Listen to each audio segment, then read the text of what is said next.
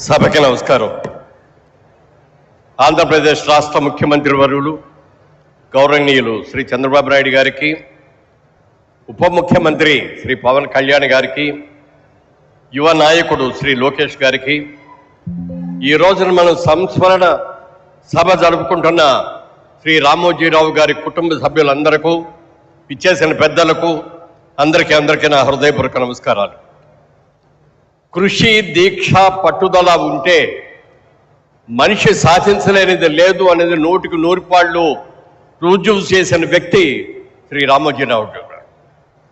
ఆయన ఒక వ్యవసాయ కుటుంబంలో పుట్టిన వ్యక్తి అయినా, ఉద్యోగ నిమిత్తం కొన్ని రోజులు ఉద్యోగాలు చేసిన, తన ఊహలకి, తన ఆశయాలకి వ్యాపార రంగంలో దిగాలి, పత్రికా రంగంలోకి దిగాలి అని చెప్పి, మీడియా రంగంలోకి రావాలి అని చెప్పి ఆయన రావటం, ఆర్థిక బిజినెస్లో కూడా రావాలి అని చెప్పి మార్గదర్శి లాంటి ఒక అద్భుతమైన సంస్థ నిర్మించడం, ఎన్నో ప్రభుత్వ బ్యాంకులు కూడా దివాళా తీసిన ఈ రోజుల్లో గత 50 సంవత్సరాలుగా అద్భుతమైనటువంటి విజయాలను సాధిస్తున్న మార్గదర్శిని కొంతమంది ఇబ్బందులు పెట్టాలని ప్రయత్నం చేసిన వాళ్ళు ఎవరి వల్ల కూడా కాలేదు అని చెప్పి, అలాంటి నీతిగా నిజాయితీగా ఉండే సంస్థలు ఎప్పటికైనా గట్టిగా నిలబడతాయని కూడా నేను తెలియజేస్తూ, మరి అలాంటి వ్యక్తి సినిమా రంగంలో కూడా ఆయన ఎంతో కృషి చేశారు. డిస్ట్రిబ్యూటర్గా కానీ, ప్రొడ్యూసర్గా కానీ ఆయనకున్న శక్తి సామర్థ్యాలకి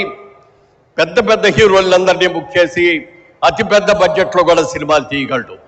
కానీ ఆయన ఒక్కటే ఆలోచించాడు, పెద్ద హీరోల దగ్గరికి వెళ్ళటం కాదు, కొత్త వాళ్ళతోటి, చిన్న వాళ్ళతోటి సినిమాలు తీసి సమాజానికి పనికొచ్చే, సమాజాన్ని మేల్కొల్పే లాంటి చిత్రాలు తీయాలని చెప్పి అద్భుతమైన చిత్రాలు నిర్మించిన సంగతి కూడా మనందరికీ తెలుసు.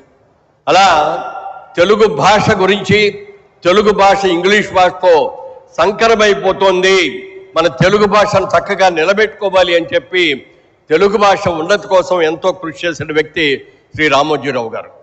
ఒక వ్యవసాయ కుటుంబంలోంచి వచ్చిన వ్యక్తిగా ఈనాడు పేపర్తో పాటు అన్నదాత ప్రతి ఆదివారం నాడు కూడా రైతు సమస్యల్ని, పంటలు ఎలా పండించాలి, పంటలకు వచ్చే రోగాల్ని ఎలా చేయాలి అనేది ఆయనే స్వహస్తాలతో ప్రతిదీ కూడా రాసేటువంటి వ్యక్తి శ్రీ రామోజీరావు గారు. అలాగే ఈనాడు పేపర్లో ప్రతిరోజు కూడా ఎడిటోరియల్ అంతా కూడా ఆయన స్వహస్తాలతోనే రాస్తారు తప్ప ఇంకొకరి బాధ్యత వహించరు. రామోజీ ఫిలిమ్స్ అని వాళ్ళ వరల్డ్ వైడ్గా మనం గర్వంగా చెప్పుకోగలిగినటువంటి ఒక అద్భుతమైన సిటీ నిర్మించిన ఖ్యాతి కూడా మన రామోజీరావు గారికే తగ్గింది. రామోజీరావు కొంతమంది బతుకుండగానే చనిపోయిన వాళ్ళ లెక్క, కానీ మరికొంతమంది చనిపోయిన తర్వాత కూడా బతుకుండే వ్యక్తులు ఉంటారు. అలాంటి వ్యక్తుల్లో ప్రముఖంగా చెప్పుకోవాల్సింది రామోజీరావు గారు. ఆయన ఎక్కడికి వెళ్ళలేమన్నది, ఆయన ఆత్మ మన చుట్టూనే జరుగుతుంది, ఆ రామోజీ ఫిలిమ్స్ చుట్టూనే జరుగుతుంది.